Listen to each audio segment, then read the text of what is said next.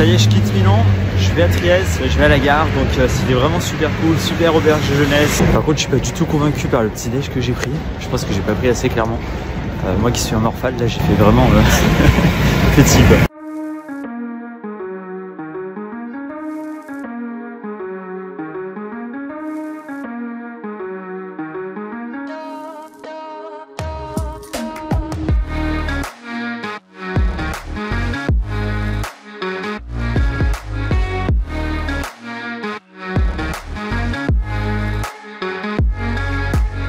Niveau météo, on est comme à Milan, il fait super bon. On arrive au soir, j'ai absolument pas froid.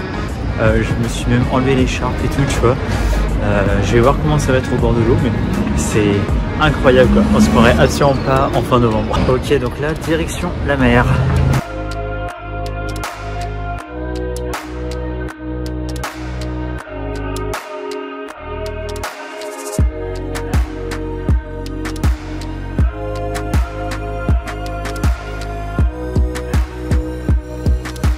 Voilà, ce que tu vois derrière moi, c'est la mer Adriatique. Parce qu'en fait, Trieste, c'est à la frontière, si tu veux, de la Slovénie. C'est l'autre côté de l'Italie, de l'autre côté de la Méditerranée. Et c'est juste magnifique, hein. Franchement, c'est dommage qu'il n'y ait pas le soleil, parce que j'aurais aimé te montrer le coucher de soleil, tu vois, il est un petit peu voilé derrière. Mais ça reste sublime, et puis l'air marin. Tu vois, j'y suis toujours allé qu'en été à la mer, bah là, c'est sympa de l'avoir aussi un petit peu hors saison.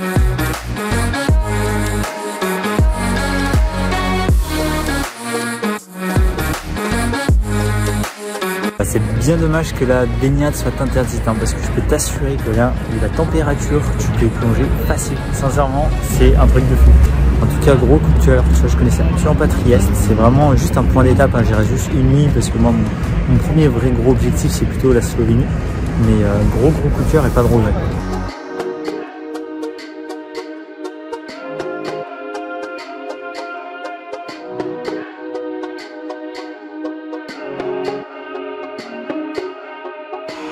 C'est vraiment typique et tu sens que tu quittes petit à petit, tu vois, vraiment l'Europe occidentale et que tu vas vers l'Est, parce que ça peut être encore l'Italie. Tu vois, c'est pas tout à fait la même ambiance qu'à Milan ou à Rome ou autre, tu vois. On sent qu'on bascule vers quelque chose d'autre et j'adore. Il y a un petit mélange d'Occident et un début d'autre chose, tu vois, que j'adore, quoi. Et je pense qu'il va forcément se renforcer quand je serai en Slovénie demain, quoi.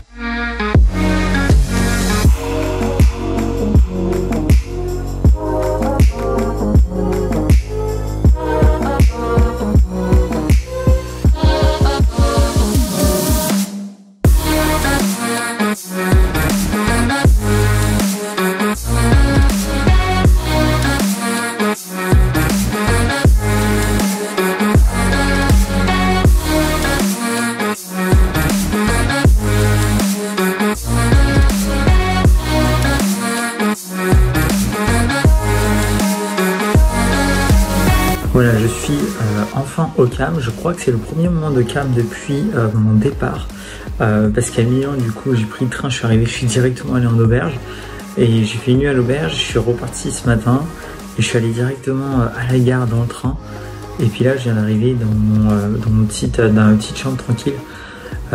Donc c'était assez intense ces 2 jours. C'est la première fois que je fais ça. Évidemment, j'ai encore beaucoup de choses à apprendre dans le vlogging, mais je trouve ça super intéressant un petit peu de te montrer autre chose. Et aussi de te montrer parce que ça peut te permettre de faire un business en ligne. Quelle vie tu peux mener grâce au business en ligne quand ça tourne, c'est-à-dire tu peux bouger vraiment littéralement quand tu veux. Ça, je trouve ça génial parce que tu vois, je l'ai jamais vraiment fait avant. Pourtant, ça fait longtemps que je suis dans le business. Et je suis plutôt quelqu'un de posé, mais là en fait, j'avais vraiment envie de me barrer. Vraiment, j'avais besoin de grand air, quoi, de changer un petit peu d'environnement, de tester de nouvelles choses.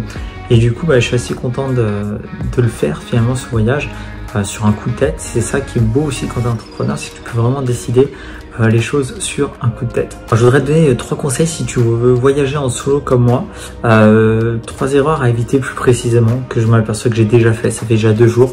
Je m'aperçois déjà de quelques erreurs que j'ai fait. La première erreur, je vais te montrer ça. La première erreur, c'est de prendre un énorme sac comme ça. Tu vois, ça c'est un peu le bordel. Mais c'est absolument beaucoup trop gros. Alors même si je fais un petit tour d'Europe, c'est beaucoup trop gros. C'est beaucoup trop lourd, il y a beaucoup trop de choses dedans et j'ai littéralement le dos éclaté. Mais quand je te dis éclaté, c'est éclaté quoi. C'est vraiment sur 1 heure de marche, c'est impossible avec ce truc quoi. Donc vraiment déjà, moi je te conseille de voyager beaucoup plus léger Essaye d'avoir un sac plus petit, là c'est un 70 litres, clairement il n'y a pas besoin. Essaye plutôt de viser un sac à 40-50 litres, tu vois, mettre moins de choses, quitte à acheter sur place. Parce que c'est vraiment chiant de se trimballer un truc qui t'explose le dos tout le long de tes déplacements. Deuxième conseil, c'est d'alterner en fait tout simplement les auberges et les hôtels, tu vois. Je suis content de le faire. C'est que en fait voilà, quand tu es en auberge, c'est génial, j'adore les auberges. Par contre, c'est vrai que tu as peu d'endroits finalement où être tranquille, où être calme. Et des fois, tu sais, tu as besoin de te retrouver avec toi-même et t'apprécies un moment un petit peu de calme où tu es posé, où tu as un petit peu d'intimité. Et je pense que c'est un équilibre en fait. Je pense que si tu voyages seul trop longtemps que en Airbnb ou en hôtel, à un moment tu peux ressentir de la solitude. Et inversement, si tu fais que de l'auberge de jeunesse, ça peut au bout d'un moment te saouler. Donc je pense qu'il faut vraiment trouver un bon équilibre, quitte à même sur une semaine de séjour par exemple, tu divises en deux, tu vois, tu fais 3 jours à l'hôtel, 3 jours à l'auberge. Ça te permet comme ça d'avoir un petit peu le plaisir de l'intimité, du calme. Et à côté, aussi le plaisir de rencontrer des gens à l'auberge. Et je pense que c'est le meilleur équilibre. Donc moi, je vais partir un petit peu sur cette base là. Donc là, tu vois, je suis à l'hôtel ce soir. J'ai un Airbnb en Slovénie à partir de demain. Et ensuite en Autriche en auberge. Donc tu vois, j'alterne un petit peu les deux et je trouve ça plutôt cool. Troisième conseil, ne t'allonge pas quand t'es crevé. Parce que sinon, tu vas faire comme moi, tu vas t'endormir. Et tu vas te réveiller en te disant, oh tiens, c'est déjà la moitié de la soirée qui est passée. Bon, ça fait du bien en même temps. Voilà, c'était un troisième conseil anecdotique bien évidemment. Sur ce, je vais quand même aller bouffer parce que là, j'ai vraiment faim.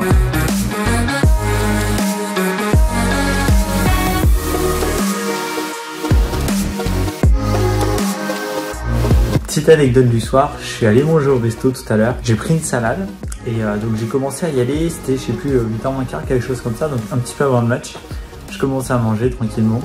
Et puis arrive 8h, je vois le gérant du resto, il arrive, il sort un méga écran dans ses mains, tranquillement sur la terrasse. Il sort une sorte de truc pour fixer, tu vois, l'écran sur le mur. Il pose l'écran, il allume la télé et il met le match pour tout le monde sur la terrasse. Et ce qui était super drôle, c'est qu'en fait, à un moment donné, la télé a un petit peu bugué et il a voulu remettre la chaîne.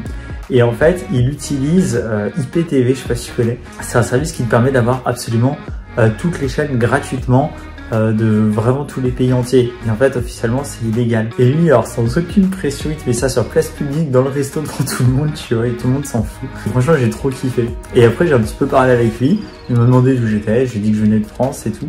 Et il a étudié pendant 10 ans en France. On a vite fait parler, puis il m'a offert un café pour que je regarde un petit peu plus longtemps le match. Et vraiment, tu vois, avec tous les restos que j'ai fait en France, ça m'est jamais arrivé. Et là, je fais un resto à Trieste.